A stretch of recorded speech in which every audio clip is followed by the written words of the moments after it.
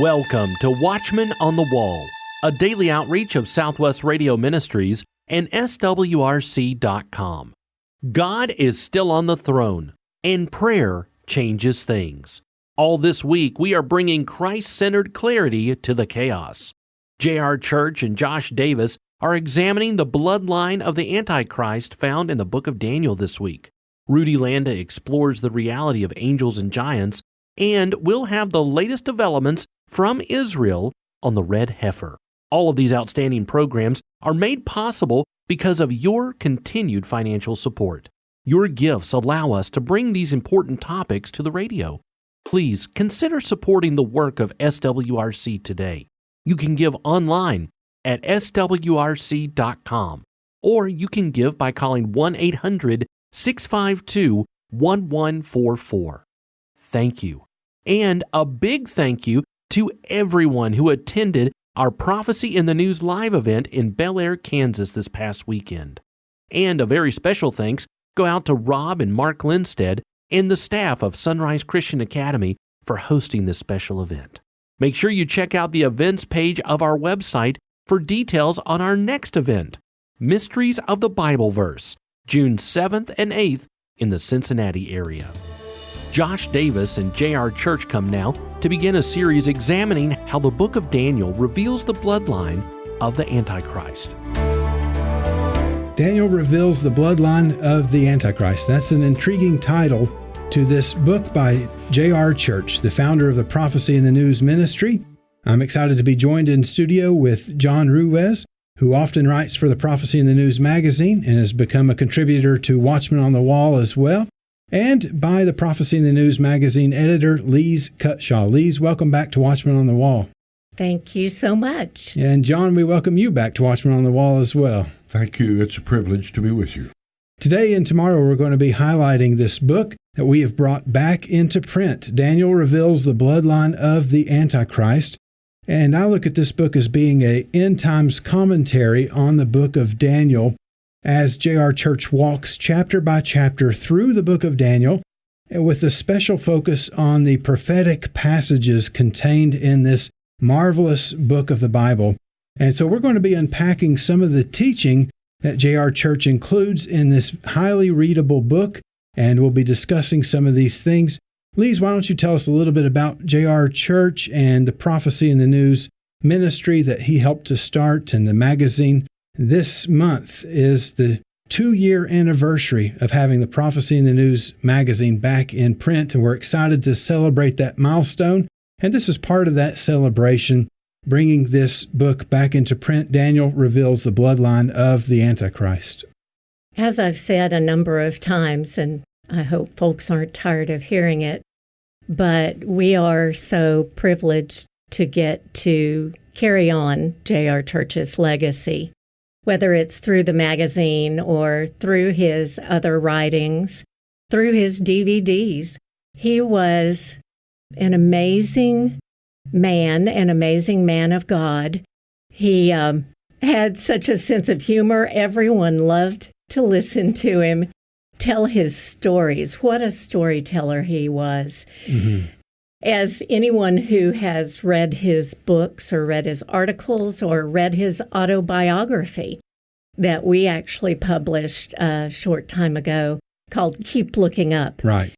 He did that all the way to the very last moments of his life. He kept looking up. He kept reminding everyone to keep looking up.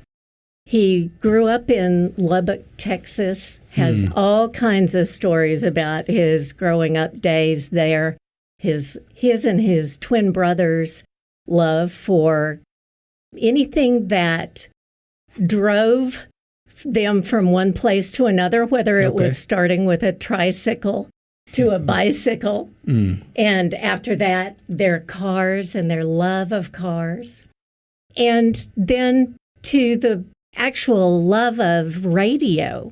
And he started very young learning about a crystal radio set and how to use it, bought one as soon as he could earn the money for it. And that love of technology, whether it be a car engine a television. He repaired televisions for people to earn money to put himself through college.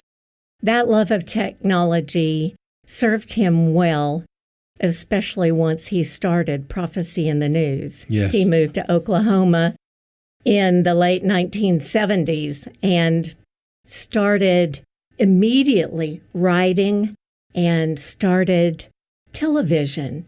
He wanted to be a part of all that new technology. Of course, in 78 or 79, television wasn't new, but he was always on the cutting edge of technology, whether it be through their publications or through their television shows that actually were on hundreds of stations and many different venues, and they always had the cutting edge studio. Yes. And he loved to give multimedia presentations that would just awe everyone with 8 big screens. Wow. So he was just someone who had the vision given to him by God.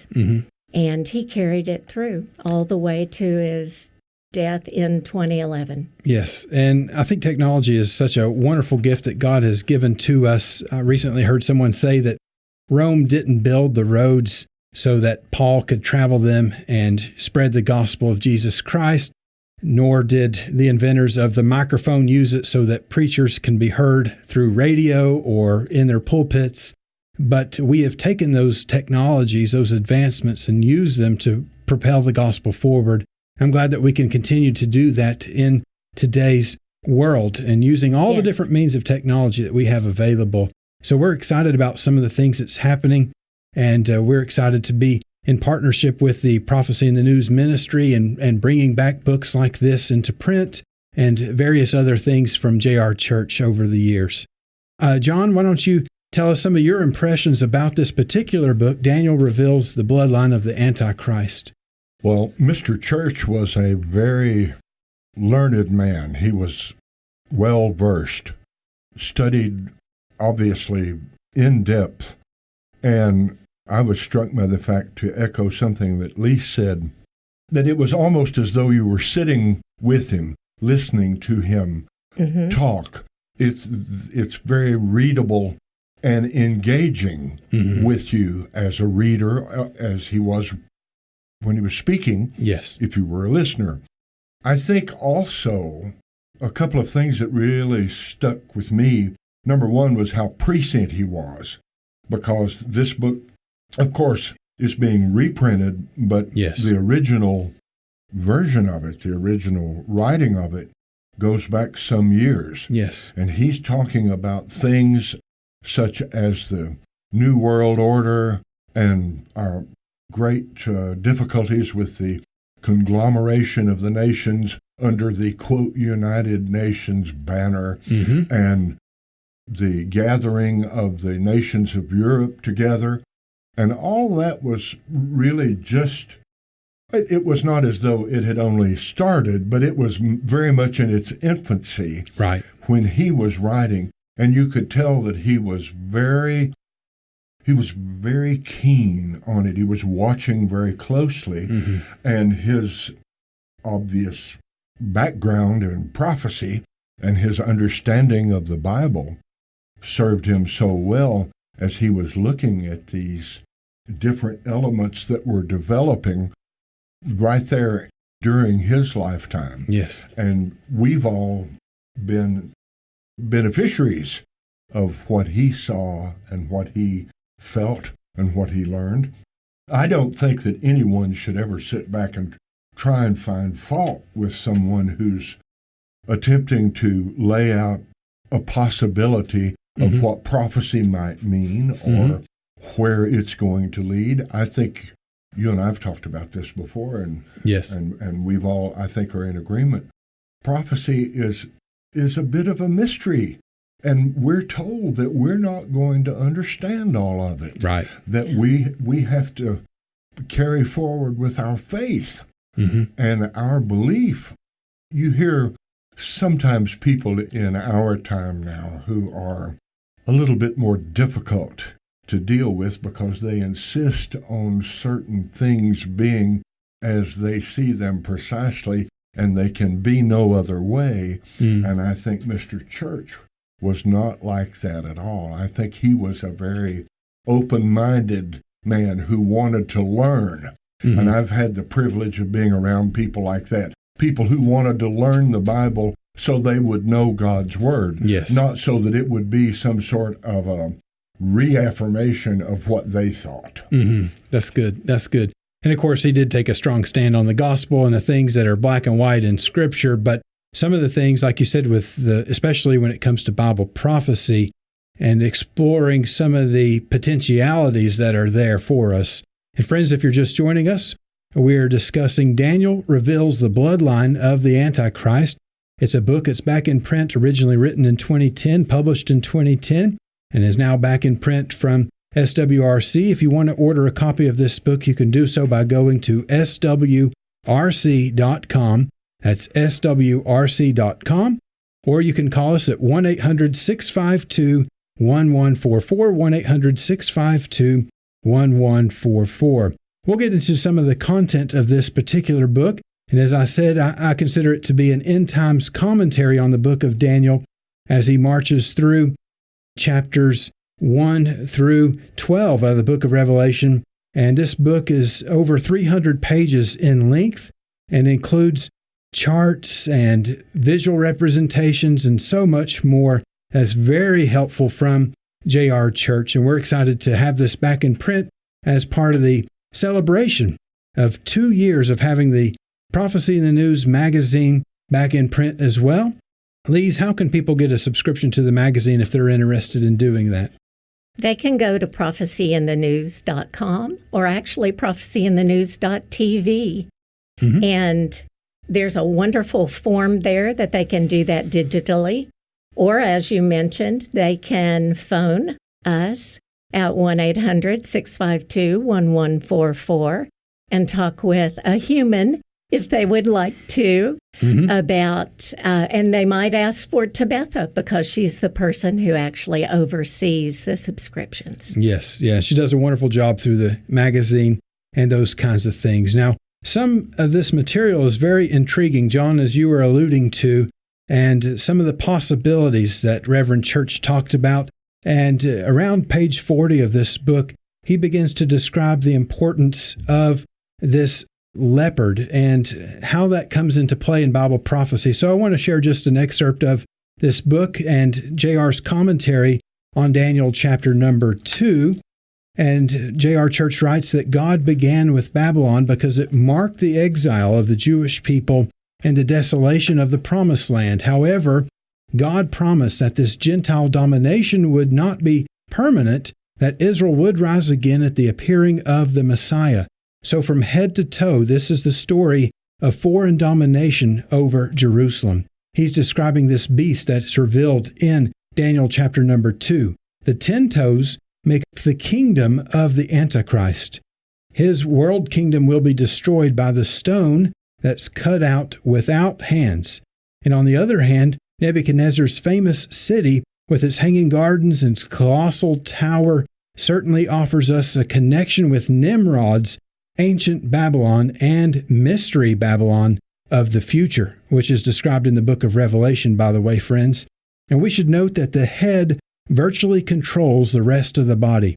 A hand or a foot cannot see, hear, or provide intelligence, only the head. Therefore, we should be aware that Nimrod established a religious and political culture that formed the concept of centralized government. Nimrod's Babylon revived an idolatrous pre-flood religion mentioned in Genesis chapter 6, where certain sons of God descended to the summit of Mount Hermon and lived for a while among men, taking human wives and producing giants. In addition to the biblical account, several ancient sources mention these Nephilim, and he goes on to list some of the places that other sources mention these things. And he continues to say their human offspring were destroyed in the flood.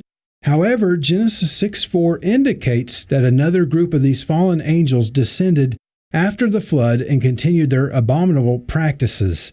They also established a form of worship known as the Canaanite religion of Baal and Ashtaroth. Canaan was one of 4 sons of Ham, along with Mizraim, Phut, and Cush. And Nimrod was the son of Cush, the grandson of Ham. And Jon, I know you wanted to add some comments to these kinds of things. What kind of insight did you see into these kinds of things, or what compelled you to make some connections into this passage that perhaps you hadn't seen before? The very first time that I heard the book of Daniel, I was, as I recall, 3 years old, and my granny was reading the Bible to me. My granny, whom I loved with all my heart. And that's how she taught me to read, was reading the Bible together. And so these stories are precious to me in the remembrance of how I came to hear them. I think also in our world we become so taken with technology, which we love. There's nothing there's nothing any warmer or more wonderful than radio, because it's a chance to truly communicate one-on-one with people. And you try your best, and you hope that you do well. They had technology back during the building of the Tower of Babel, and many other things where we keep seeing the investigations of, like, learning the contents of Roman concrete and how they could pour it underwater and it would form that type of thing. Right. And I think we get a sense of, I hope it isn't arrogance, but a sense of they didn't have anything. They didn't know anything like we do. They didn't understand. Well, yes, actually, I think they did. And that's one of the reasons that I love J.R. Church's work so much, is because he takes you back there and connects you with that time.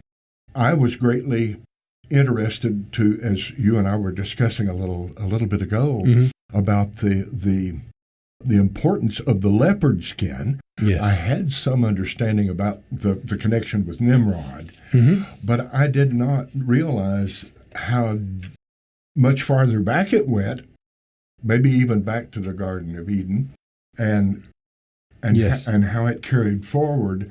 Once again, this is the symbolism of the prophecy that we may or may not understand completely and fully, but it's fascinating to me. It is. And he has a section called the symbolic leopard, and he begins to unpack some of his theory on these things. It involves the tribe of Dan and their involvement, and he asks the question as he develops that, is the tribe of Dan perhaps the origin of what would become Roman civilization as we know it and all throughout history? And he unpacks that in this book. The name of the book is Daniel Reveals the Bloodline of the Antichrist.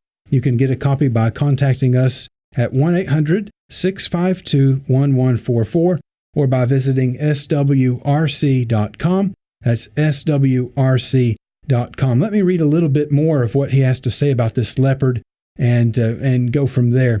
He says, before leaving our study of the belly and the thighs of brass, which is again describing the vision in Daniel chapter number 2, he says, let us take this opportunity to consider another metaphoric symbol connected with Nimrod and Mount Hermon, the symbolic leopard. Solomon once wrote of the 3 peaks of Mount Hermon were known as the mountains of the leopards. In the Song of Solomon, chapter 4, verse 8, it says, come with me from Lebanon, my spouse, with me from Lebanon.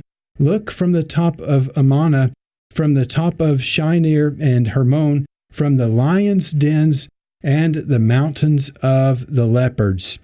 Here's references to lions' dens and to the mountains of the leopards from the Song of Solomon, chapter 4 and verse 8. And he goes on to unpack this a little bit more as he says, it is said that Ham's grandson, Nimrod, wore a leopard skin as a symbol of his kingship. And evidently, the symbolic leopard had its roots in the earliest stories of human civilization. It is quite possible that leopard skins were worn by the world's first king and queen, Adam and Eve. Though some Christian theologians have suggested that God killed sheep for Adam and Eve's clothing, there is no actual historical evidence. On the other hand, as ancient tribes migrated across the globe, tribal leaders donned leopard skins as symbols of rulership. And he says that I once saw a picture of the first king of China wearing a leopard skin. There's a wall painting in the Egyptian tomb of Tutankhamun, King Tut, in other words, depicting the successor to his throne wearing a leopard skin. I've also seen portraits of European royals wearing leopard skins. It is apparent that all early civilizations were acquainted with the symbolism of the leopard, thus showing a common ancestry among men. And furthermore, ancient sources report that Nimrod's leopard skin gave him a political advantage, being accepted as the undisputed ruler of the world. It seems that the political authority once belonging to Adam was recognized in Nimrod. And he goes on to explain this even further from there. John, do you have any other reaction to that? And as he develops this symbolism of the leopard, he begins to connect it more and more with other people who would come after him. And he unpacks it even into the tribe of Ham, as the flag was chosen for the Spartans later on as being an eagle with a snake in its claws, and he continues to explain this symbolism. John, do you have any insight in that you'd like to offer for us? I wish I knew more about it than I do. I think it's extraordinary as you go back through history and you see the impact of the symbolism of certain animals and certain actions. And you were just saying the imagery on flags or crescents or so forth. We don't know exactly what animals were located in certain areas during the time that we're talking about, because the world has changed some, and migration of people, migration of animals. But I think it's a fascinating thing. Obviously, if Nimrod was considered the tamer of leopards, as a show of his manhood, his strength, his ability as a hunter, that him being able to tame or catch or even hunt with, if you will, some of the fiercest of hunters, and that would be the leopards, naturally. Yes. And then on top of that, that the skins are so one of a kind, such a thing that no one would be able to mistake it. Right. Right. Anyone would know what that was. So that maybe that was a method by which he was able to gain even more standing or more respect among the people of the time. Mm-hmm. Obviously, I can't say that with certainty. I wasn't there. Right. I don't know. Yeah, and I think J.R. is making the point that it could be very well likely that the Antichrist will become perhaps a descendant of Nimrod and will certainly take on this leopard-like persona and that influence, as you see that leopard as a symbol of power, of world domination. And he thinks that Daniel is, by using the symbol of a leopard, speaking about someone who has this spirit of world domination. And I think that's really the driving force behind the late J.R. Church's argument that he makes here with the leopard. And we'll continue on unpacking some more of these things on the next program. Lise, do you have any final thoughts, even about J.R. Church in general, about this book in particular? I'd like to note that this book in particular may have been the last one that J.R. Church wrote before his passing from cancer. And so that makes it extra special, I think, to me, and probably to a lot of people who loved him very much and loved his shows and his writing.